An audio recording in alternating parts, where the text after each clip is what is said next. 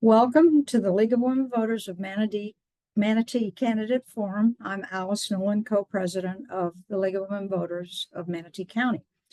The League of Women Voters is a nonpartisan public policy organization that encourages informed and active participation in government.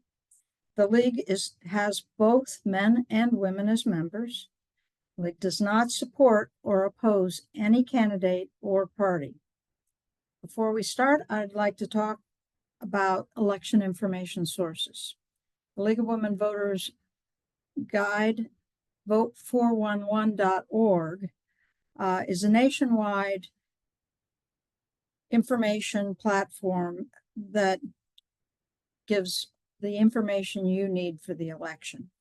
You can get a personal ballot that shows all the candidates for all the positions and how they answered the questions that were submitted to the League by the League of Women Voters for their position. We also have printed voters guides, which are in Manatee County libraries and government buildings and at community centers, particularly almost all the larger senior communities have had printed voters guides distributed to them. We are pleased to have candidates for Manatee County Commission District 7, George Kruse and Sari Lindroos-Valimaki. Kevin Van Ostenbridge, who is running against George Kruse in the primary,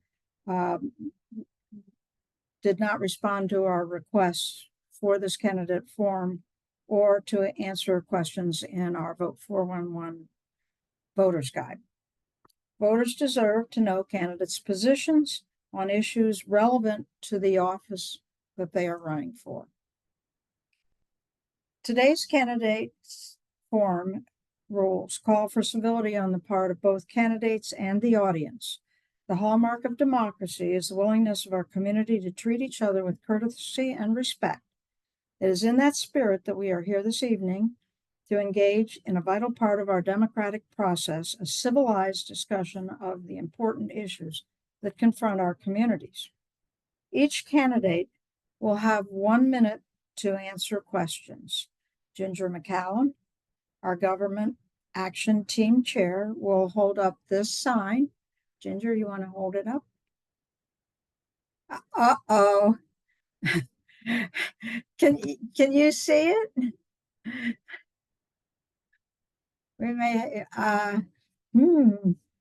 scroll until you see Ginger on the screen. I did not see it either. I think we've lost Ginger. No, she's here. I'm on. I can see it. Okay. Our candidates need to see you. Right? I think if she holds it right in front of her face, I could see it for that instant, right, Terry? Yeah. Candidates, can you see her? Okay, good. I can see it around the chin level there. Yeah. Okay. Right there, I can see it fine. Yes, we see it now. Yeah. She'll hold up that stop sign right in front of her face, and the candidates will finish answering the question, and we will move on to the next candidate, and we will alternate which candidate starts first. We ask that the candidates speak only of themselves and not provide insight into their position, not provide insight into their opponent's positions. There will be no rebuttals. This presentation is being recorded and will be posted on the League of Women Voters of Manatee County website. Reference will be made to it, and it can be shown in its entirety, but if you want to show pieces, you need to get written permission from the League of Women Voters of Manatee County. Also on the League website, lwvmanatee.org, if you click on voter information, one of the options will be election videos, and it'll have this video and other videos with candidates that from nonpartisan organizations or we also have the Republican one where it was just Republican candidates. So we will be taking questions from our audience. So if you have questions, put them in chat to Colleen Friedman. And she will be. So let's get started. I believe that we start with Sari. And Sari, if you unmute yourself. Why should you have on this one? You have a minute and a half. Why should the voters choose you to represent District 7, which is all of Manatee County? Well, first of all, thank you for inviting me here and giving us this opportunity to share our perspectives and visions. My name is Sari Lindroos-Valimaki. I come from Finland. So I come from a very different, unique background compared to Manatee County. Our thinking is more with compassion. And I have been in Florida for 43 years, although in Manatee County just since 2018. But I lived in Palm Beach County and I saw how it evolved.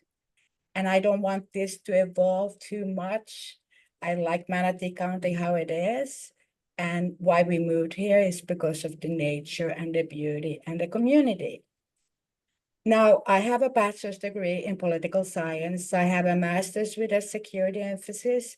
I have for the last 30 years worked in information technology and cybersecurity. I have been the liaison between vendors, engineers, and C-suite.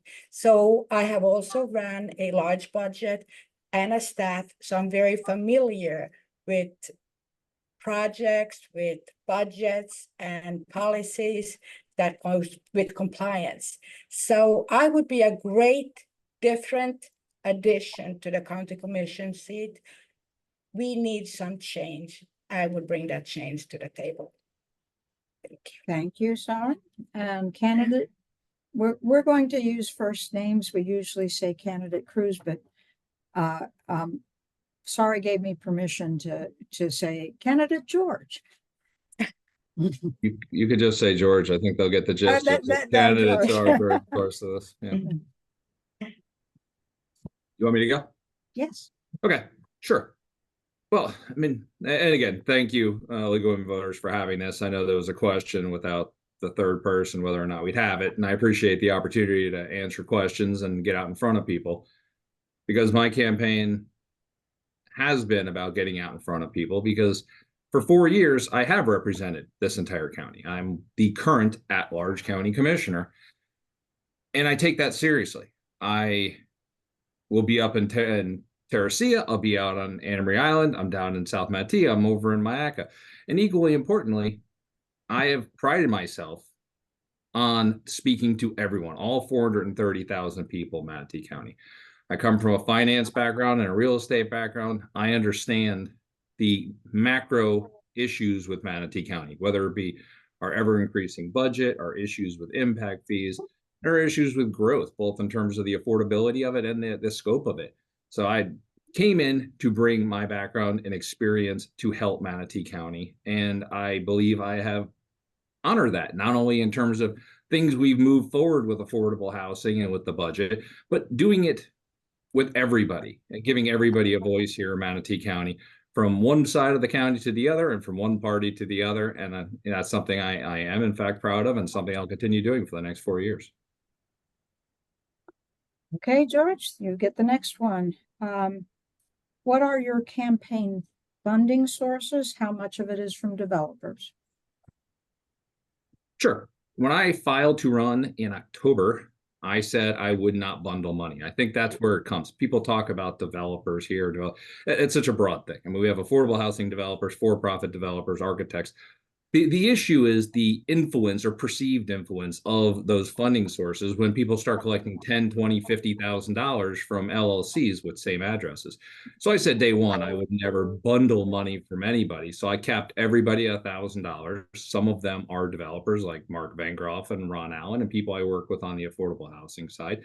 but a vast majority is not. I've received over 250 different donations, and my average check size is less than $300, and I've raised $67,000 that way, almost entirely with individuals throughout Manatee County that just want somebody to give them a voice and a change on this board.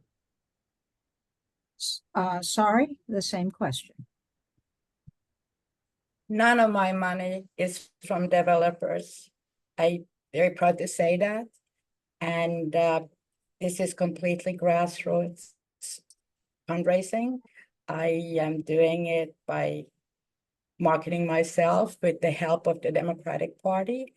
And I haven't even taken PAC money, except I did get endorsed by the Florida National Organization for Women, which is a PAC.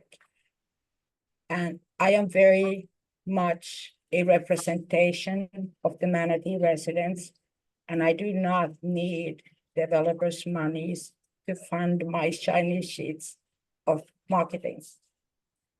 Thank you. Okay, sorry, the next one is yours to answer first. We will soon have a ruling on the public records lawsuit, Florida Center for Government Accountability versus Manatee County. The county has already admitted their non-compliance, so the ruling will be what the court orders Manatee County to pay the plaintiff, and what is going to happen to bring it into compliance. Manatee County has been sued at least 4 times since 2021 for public record violations. In the 2021 lawsuit, taxpayers paid $425,000 in legal fees for Commissioners Baugh, Satcher, and Van Ostenbridge, fees that could have been avoided if the commissioners had complied with the law. What do you, as a commissioner, what are you going to do as a commissioner to make transparency and public record compliance a priority? I am very much about compliance. Having been in cybersecurity and IT for all these years, it is very important to follow the rules. Coming from Finland, I believe rules are made to be followed unless you then do something to change the rules. So it is very important to be transparent with your actions.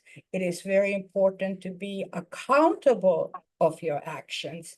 And I feel that I would bring integrity by showing example to the Board of County Commission as far as how the ethics are to be followed and how we need to do the right thing that's expected to be done from us.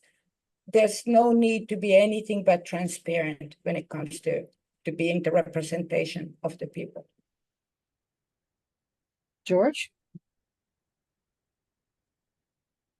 Sure. This is easy. This isn't a question of what are you going to do? Just don't do things wrong. I mean, if this isn't rocket science, like the sunshine laws and public record requests are very straightforward.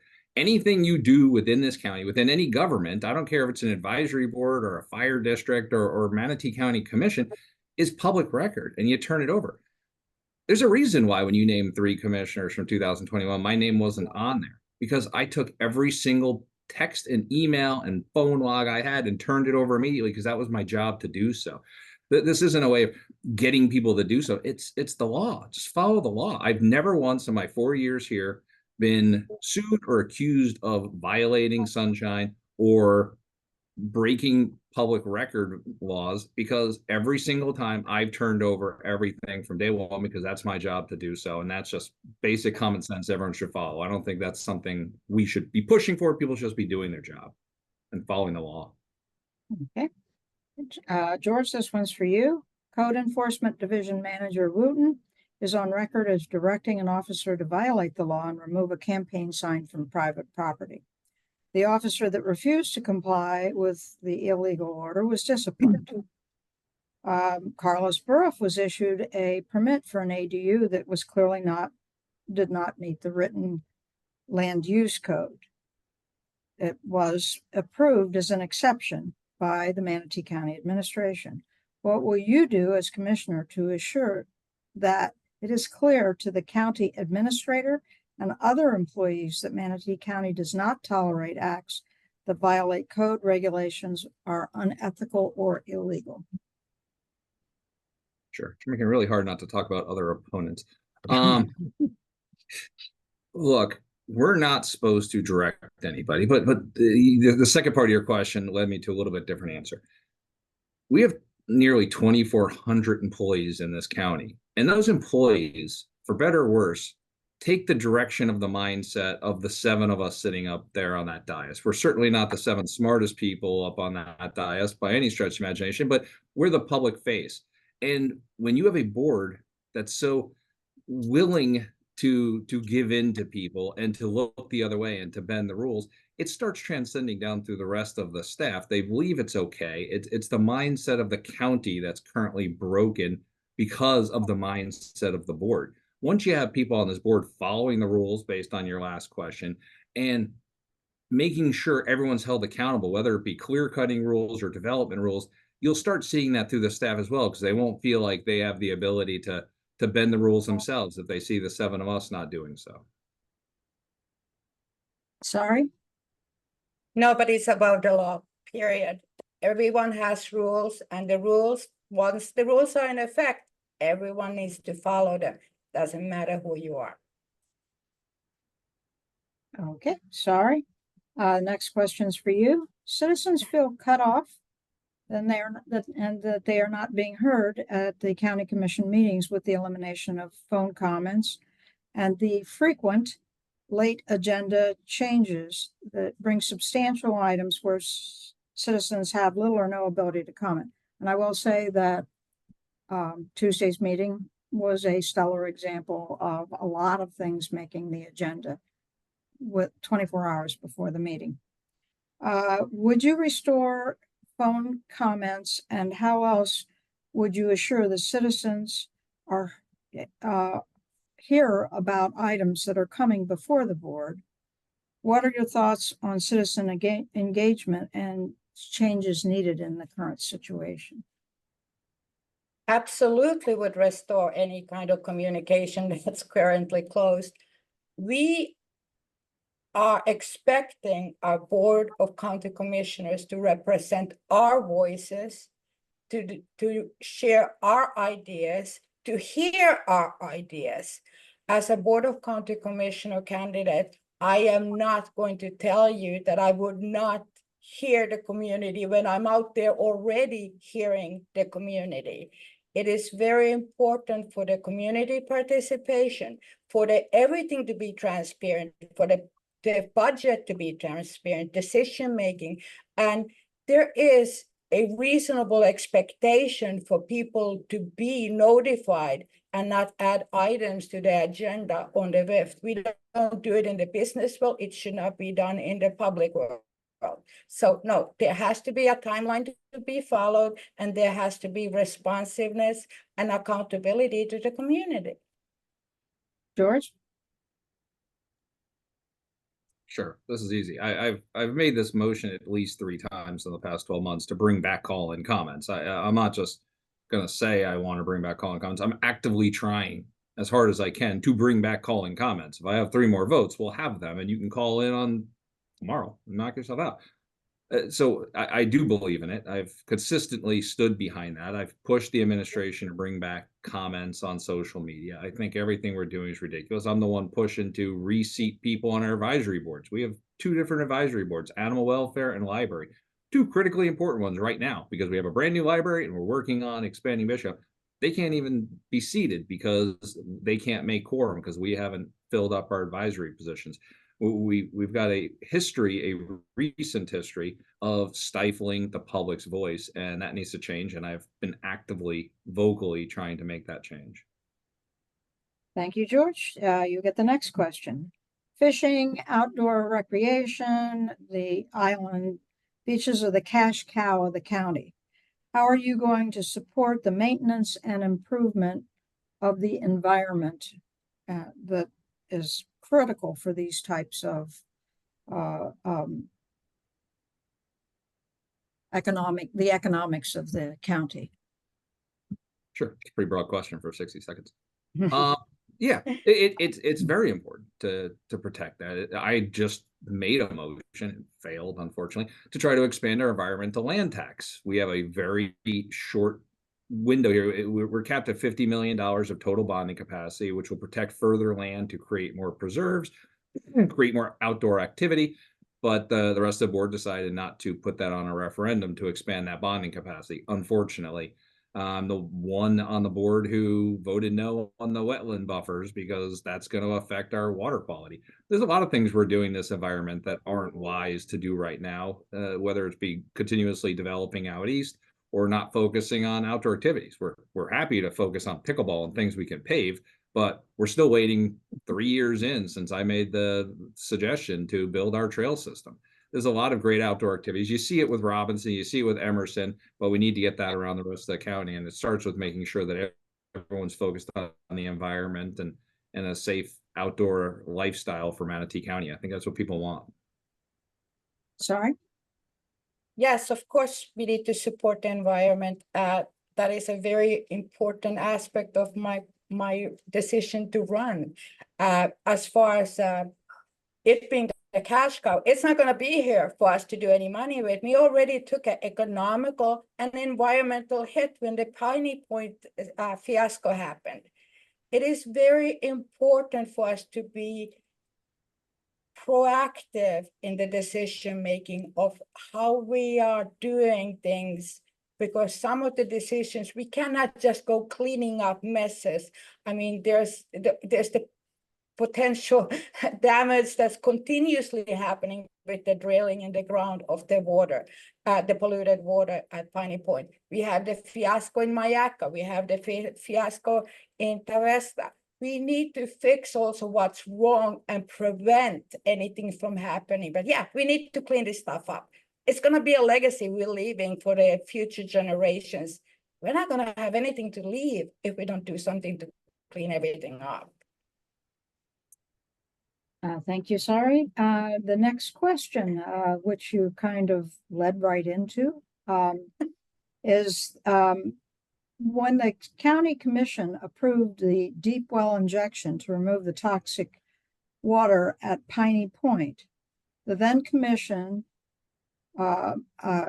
stated that it would never be used to store other wastewater from other sources.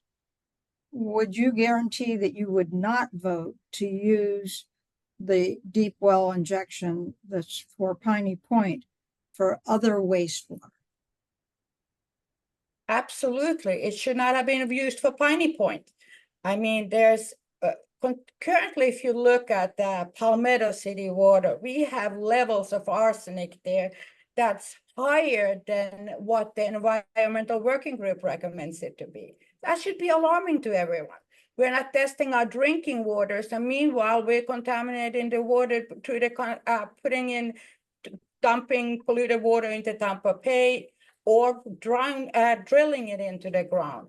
We are not respecting what we need to be respecting with drinking water, let alone the groundwater. So yeah, absolutely would not be using it for anything else. I would close it. George? Yeah, I'm the one who made the motion to add that language when we agreed to do the deep well injection, that we put language in there that would prohibit our board and any future boards from using it for anything else. We were told there was no language that could like clear cut, make sure that nobody in the future ever does it. But we put language in there to make sure that any subsequent board, whether it be 2 years from now or 20 years from now, understood the request and the direction of the current board or the then current board at the time of that approval. So I have no intention of putting anything else under it. In fact, we're spending money that we probably could have got from the state or elsewhere to help with that well, so that we can retain control of it for the sole purpose of being able to dictate it. Because we were led to believe, whether it's true or not, that if we turned it over to the state to fund all of that and do the well themselves, they would have control over what went into it. And then Allied or somebody else could maybe figure out a way of monetizing that for the state to recoup their money. We didn't want that to happen. So we got involved as a county to ensure that we had some control over that well, to make sure that nothing else was going into it.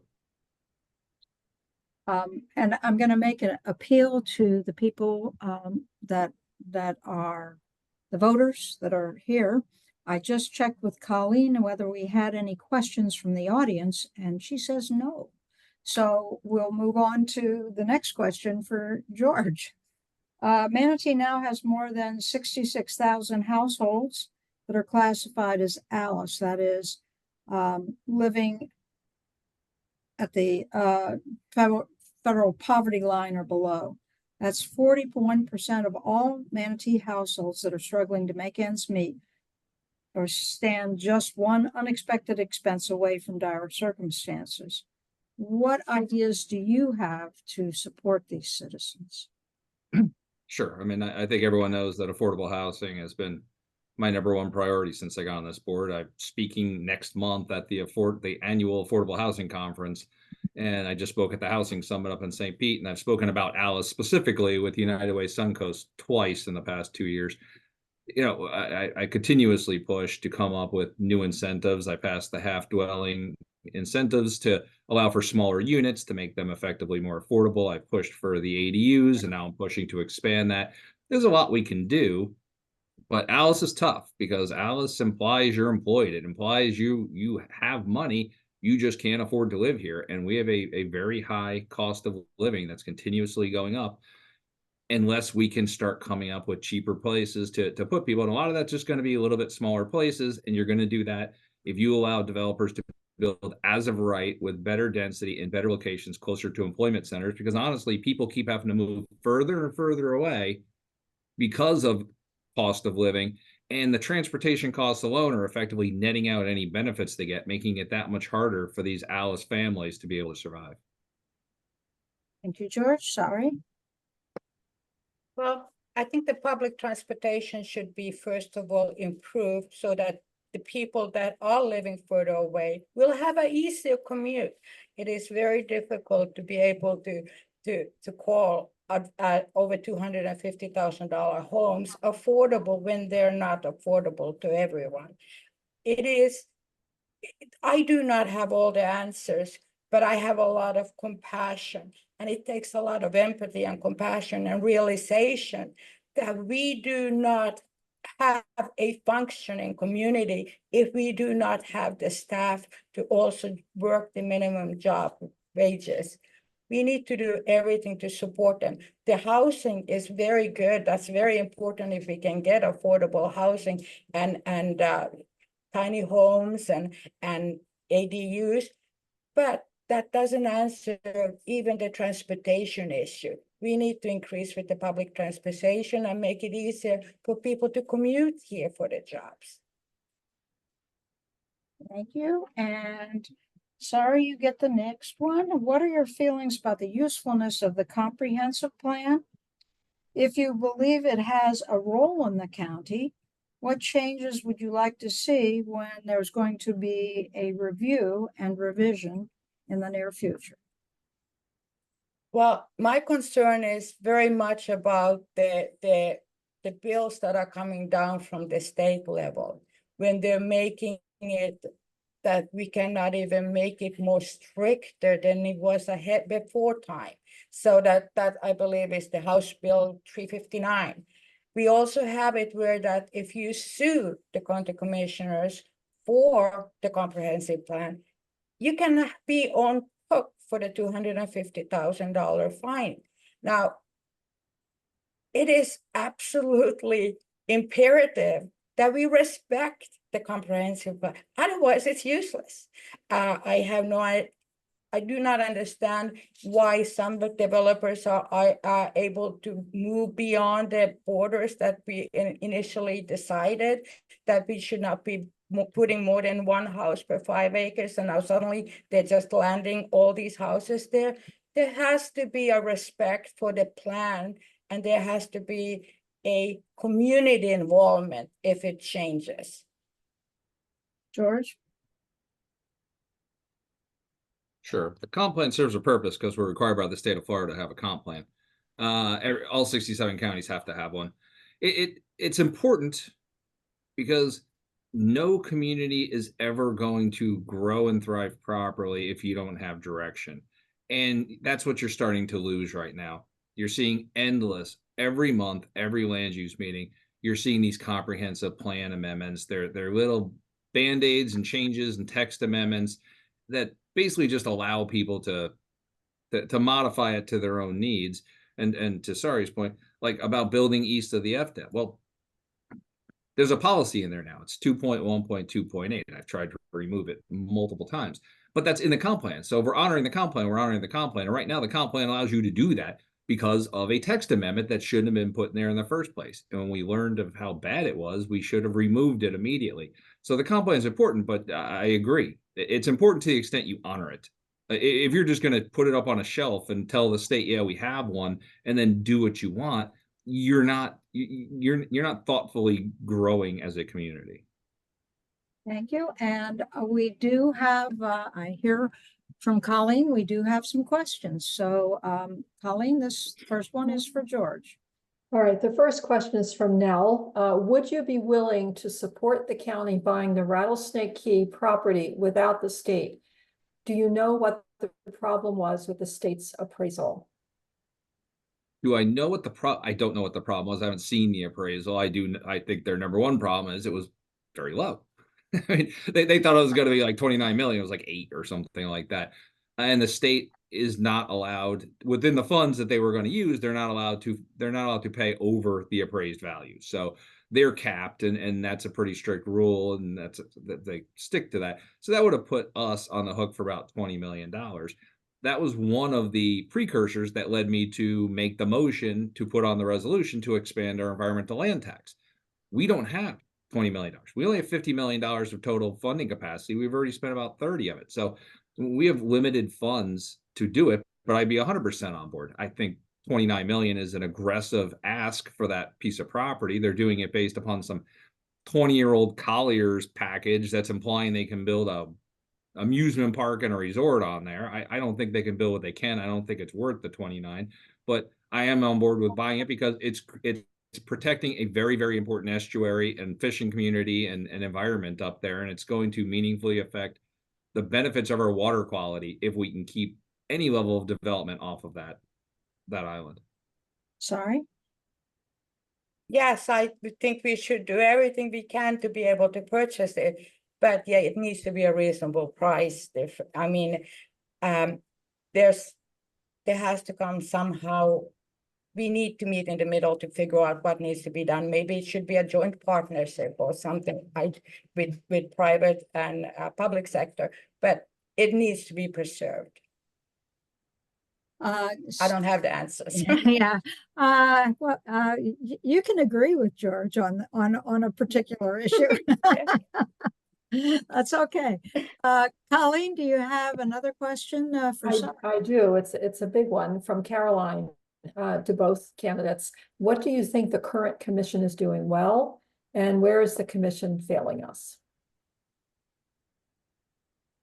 And it's one each. Don't go through a laundry list. Who goes first? You do, Sari. Oh, well, if you go to the Manatee County website, it says that the Board of County Commissioners' job is to legislate policy for the safety, well-being, quality, and health of all Manatee County residents. They're failing us. They're failing us, in my opinion, blatantly failing us, and we need to bring change to do something different about it. Okay, but you do need to come up with something they're doing well to completely answer something the they're doing question. well. I am very impressed that they were able to add the handicap, a huge screen in the lobby so a handicapped person with vision impairment can see it, and it's very easily to be able to sit it in with a wheelchair. If you go in there, you can sit. It makes the building very much more accessible for disabled people. George? Sure. I think the number one thing that the board is doing well is public safety right now.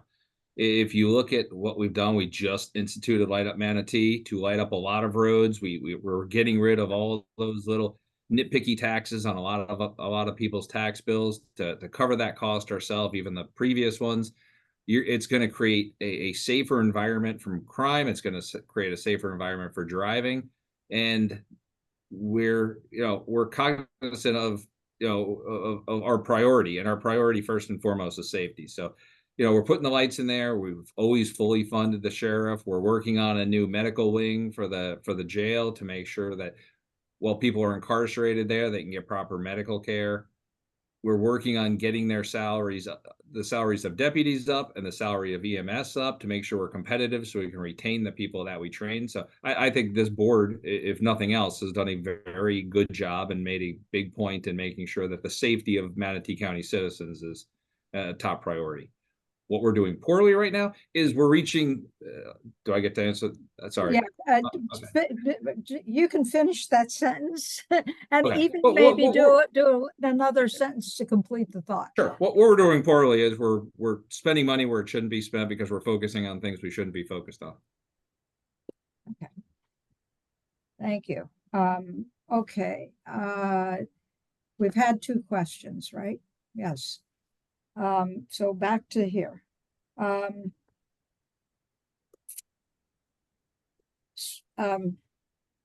This is kind of, you've already addressed this in a sense, but we're gonna go there. Do you agree with the decision not to ask for an exception for extraordinary circumstances to increase impact fees to their full amount allowable by law, rather than calculating the increase as a percentage of 2015 rates? Why or why not? That's to me, right? Yeah. Yeah, I think everyone knows my position on this. I think this goes back to why no developer wants to fund my campaign.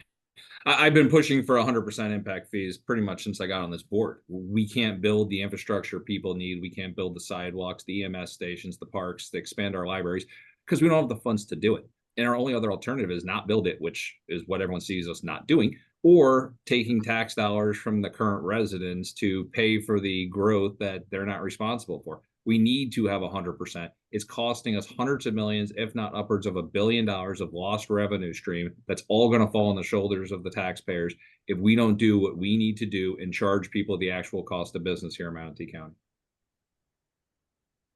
And sorry? Oh, I definitely agree with Commissioner Kruse on this one. It is absolute, he's got it. He actually got the memo, but the rest of the board did not. I made sure that I let them know in the board meeting that I totally agreed with Commissioner Kruse. And they blatantly just laughed at us. There needs to be something we need changing that whole clique out of there. There's something blatantly going wrong there. It's a shame. Thank you, Sari. Next question. What is the county role in the operation of cities and the review of their rules and regulations? It's yours, Sari. Oh, I don't even know what to answer to that. I mean, the cities have autonomy to a certain point, but the county has to support them to be able to meet some of the needs of their residents, because that's just, but I don't have it. Once I'm familiar with more of the issues, I'll be more than happy to answer it. George? Nothing. We have nothing to do with the cities. The cities are chartered municipalities, just like our fire districts are, just like our school board is, that have full autonomous rights to do things and govern themselves as they see fit. That's what a charter is for. That's why they're a municipality, and they're not just Lakewood Ranch or someplace else that's just a named neighborhood in unincorporated Manatee County. They have a right to do what they want. They have a right to set their development code how they want and their taxes how they want.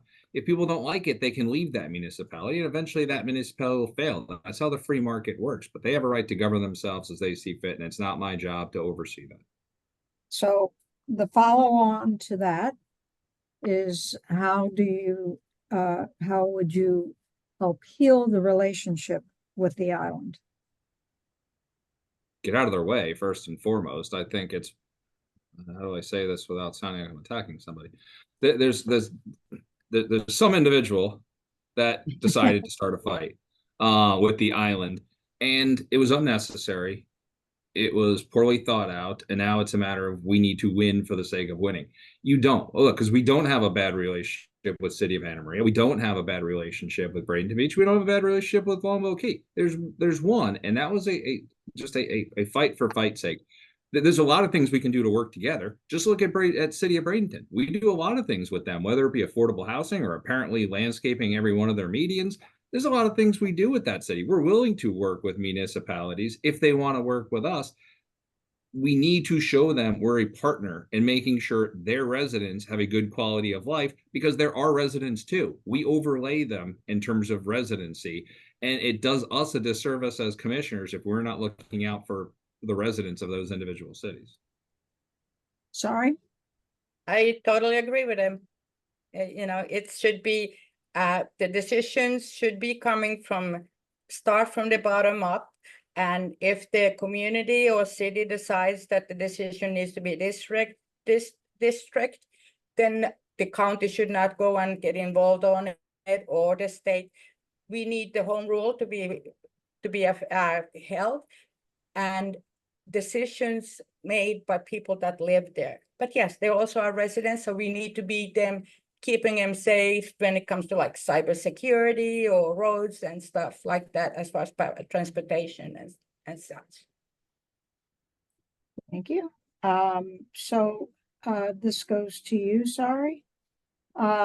Funding decisions have been made based on politics versus community need or government efficiency and effectiveness, such as the withdrawal from the American Library Association.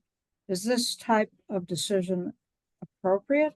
And if not, how would you evaluate the agencies to join or fund with taxpayer dollars? And I'm going to take this question further, because we certainly had some decisions at the Tuesday board meeting about funding agencies that were the advisory board had not chosen to fund. So, sorry. Well, when it comes to the library and deciding to take the funding for them, for the librarians to get the extended professional development, the discounts and such, that was undermining the decisions of the library. That is basically just overstepping the authority of the Board of County Commissioners.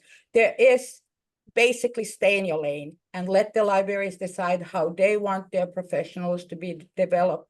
The young librarians come in, they need the support, we need this discounts for the publications. It's blatantly just stay in your lane. Okay. A portion of, sorry, I'm going to give you just a little extension here, because to completely answer that question, part of the question probably wasn't clear, that there is also decisions made for funding organizations done that are not what is recommended by the done evaluations done by either the county employees or the organizations that advise, the citizen organizations that advise the county commission. So it's also about taking the recommendations of citizen advisory committees about funding different social service organizations. Well, that's the whole purpose of having advisory committees, is to listen to them. Why would we not listen to them? Because they are subject matter experts in whatever they're supposed to be giving us advisory on. We are only the representations of everyone in the rest. We cannot know the basic needs and nuances of everyone. But going and funding something that we are explicitly advised not to should be not something to even consider. Okay, thank you. George? I'll try to be quick here. Because there's a lot to talk about in that one question she added the second part. To say stay in your lane relative, and again, I'm not trying to turn this into a lane, but the reality is the lane is policy, and memberships of organizations is in fact policy. I didn't honestly care one way or the other. I said, why don't we just stay in ALA for no other reason than because we got discounts on conferences and things like that ended up we get bigger discounts than the cost of being in there. It wasn't a cost thing. It doesn't cost that much to be a member of that. But there are some organizations we come in and out of. I'm guessing this is going to be a short-term thing. Somebody wanted to prove a point and they did. And there's going to be a new leader there possibly now. And I'm sure everyone's going to slowly start working their way back. As for the other part, I'll talk about that a little bit more. I hear what you're saying about approving things or disproving things from advisory board, but the key word in that board is advisory. They're advising their recommendation. They're not setting anything as hard and fast policy. And we take that into advisory. And using yesterday is a little disingenuous because if we would have been like Sarasota County and pulled a bunch of stuff out that we were advised to fund, then I could see the point of your question. But it was the other way. We said, let's fund more. Their recommendation is because they have a finite amount of money based upon the children's services millage. And so they had about 16 million and change to spend, and they'd use their metrics to figure out how to spend 16 million. We as a board who have discretionary funding decided to fund 3 additional nonprofits above and beyond. So if the argument is funding a nonprofit that helps foster kids or funding a nonprofit that helps women in need was a bad use of money and somehow ideologically questionable, then I'm sorry you feel that way. But I thought those were all great organizations and we took additional money. We didn't subtract anything in exchange for those.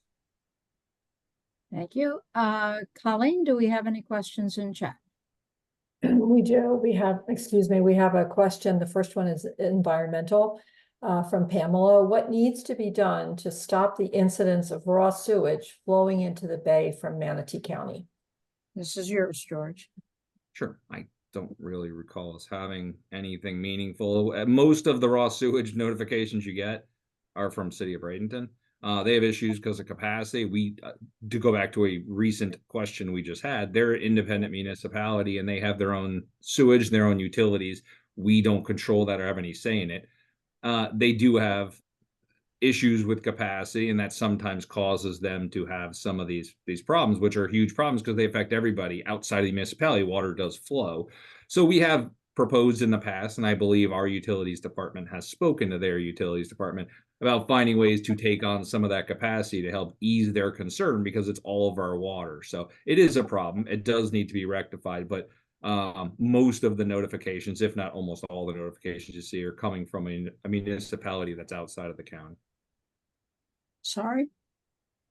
I think we need to assess the reasons for why this is happening. Is it a failure because of excess, lack of capacity? Or is it somebody tampering into the systems and seeing if they can do it? It is a lot of these utilities are controlled by the industrial control systems. Well, they all are. And they are very easily accessible. Is it a power outage that causes for all this excess dumping? Or is somebody actually manipulating the systems and tampering with them and testing out that they can potentially do more malice in the future? It needs to be really assessed by the city or utility department, whoever is responsible as far as what really is happening, and then going from there to make a solution for the issue. Colleen, you got another question for Sari? Just one more, from Jana.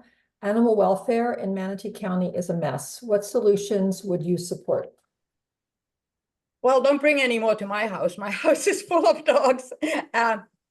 I think that they need to be housed and reserved. There is absolutely hideous conditions for these animals right now at the animal control. We need to do something. It's not right that they're suffering. And yes, my house doesn't have room for any more rescues. My house is full. But we need to really do something about it and make it a priority too. George? Sure, I've been pushing for improvements in animal welfare from day one. In 2021, right after I got on the board, I was the fourth vote after years of trying to pass a retail ban on dogs and cats in Manatee County. Unfortunately, that got tied up in court, and then a new board came on after 2022, and they unwound that ban, which was hugely unfortunate. I've been working with Humane Society at the state level to try to make it a statewide ban. But right now, we have to deal with what we have. And what we have is overcapacity in Palmetto, and it's a terrible facility that is just an awful place for dogs to be, or people to be for that matter. Fortunately, we were able to get the donation from Bishop, and I've been working very hard with animal welfare to expedite as quickly as possible, which is for government apparently very slow anyway, to expand that based upon a model. I brought everyone out to Nate's. We looked at what they did. We got best practices to try to build out Bishop, move all the dogs out of Palmetto, and then knock that thing down because it's terrible. We have a lot of people who care about animals here in Manatee County, and we're doing them all a disservice and doing the animals a disservice by not making this more of a priority. Thank you. I'm going to, Colleen, you don't have any more questions? No, we Okay. don't. I'm gonna do one more question and then you will each have a minute to do a closing statement. So, and George, this is yours. Recent Supreme Court decision allows arresting homeless people who are sleeping in public property. It's been suggested that there be a tent city near the Port Manatee. What will you promote as an option for the county's unhoused? And are you going to look at whether or not the solution is arresting them? The solution is never arresting them. First off, it costs me more to arrest them. I'll put them up at the Ritz, and it's cheaper than arresting them and putting them in my jail. So that's not a solution to anybody. That's a ridiculous solution. Here's the problem with the tent city. And first off, it's not really our solution. It's the state, because they'd like to preempt everybody with unfunded mandates. They're basically saying that people can start suing us if they get burdened by somebody sleeping in front of their house or in front of their shop. So they're basically weaponizing the citizens to make a cottage industry out of suing the municipalities and the governments to force us to move people someplace. The problem with the tent city is it's transitional housing. It's transitional housing where no one's ever going to get out. It's not near employment. It's not near transit. It's not near anything. Those people are going to sit in those tents for a year until we have to move the tent city per the state. And we're not giving them a leg up. Like when we did Tunnel to Towers, we're putting that in a prime location. I had trouble with getting that approved because it was such a prime location. They're walking distance from employment centers and they're on a transit line. They could get themselves a leg up and build a life. And that's real transitional housing. The tent city is not transitional. And until we come up with the permanent solution, you're not transitioning anybody anyplace. All you're doing is giving them really cheap, terrible, permanent housing in a tent up by the port.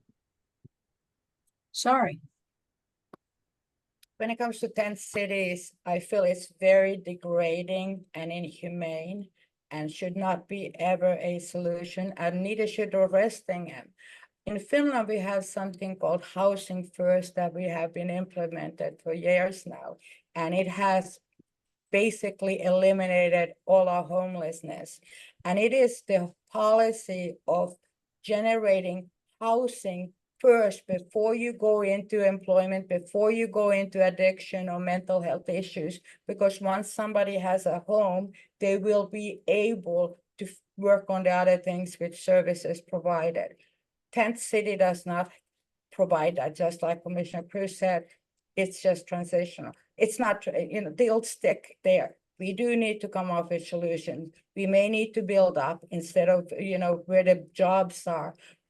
But there needs to be a plan put in place to provide people with the housing so that then they can work with the rest of the situations that are challenging to them. Thank you. And we will start off with George with the closing statements. What'd you say, 1 minute? Yes. Okay, super. Where do I begin? Uh, yeah, thank you again for having us here. We've had very few opportunities for forums, debates, whatever you want to call it, because one side of this ballot across every single race, I'm not speaking about anyone individually, has refused to go out and meet with the public and talk about policy and listen to the concerns of the people. And that's how I've worked on this board for years. I've worked to listen to everyone, listen to their concerns, have town halls every month, understand the real needs of Manatee, not the needs I think you have, but the needs you actually have that you feel you have, and trying to bring those back to the board. It's how I made the motion successfully to make all of our transit free with fare free Manatee. It's how I did the half dwelling units. It's how I worked on the trail system and everything I'm doing with animal welfare. It's all through conversations with the public. These aren't my ideas. I'm not the smartest person here, but I'm smart enough to listen to smart people and understand the real needs of Manatee County and then do some research to figure out the solutions. That's what I've done for 4 years. That's what I'm going to do for the next 4 years. Thank you. Sorry. Well, I am here to definitely listen, learn, and if given the opportunity to lead with integrity. It is very important for me. The character of the individual that represents me is something that I would value very much. I bring good ethics, but I also bring skills to leverage technology. We can improve the quality of life for every resident in Manatee County by leveraging technology and making that work for us instead of spending money on things that won't work. So I'm all about bringing us to the future with new thinking, with new ideas and diversity, because we can't all be thinking the same way. We're not going to get anything done. Everything is going to be just stagnated or going the wrong direction. There needs to be diversity in thought. There needs to be diversity in actions. And that's what I would bring onto the table. Thank you, Sari. And thank you, George and Sari, for and all of you that have attended today. And to your point, George, both you and Sari are going to be at the Saturday event, the candidate meet and greet, 11 to 3 at the Ward AME Temple. The league will be there with lots of materials to hand out. Can check and our voter services action team chair Terry will be talking briefly about why primaries are important.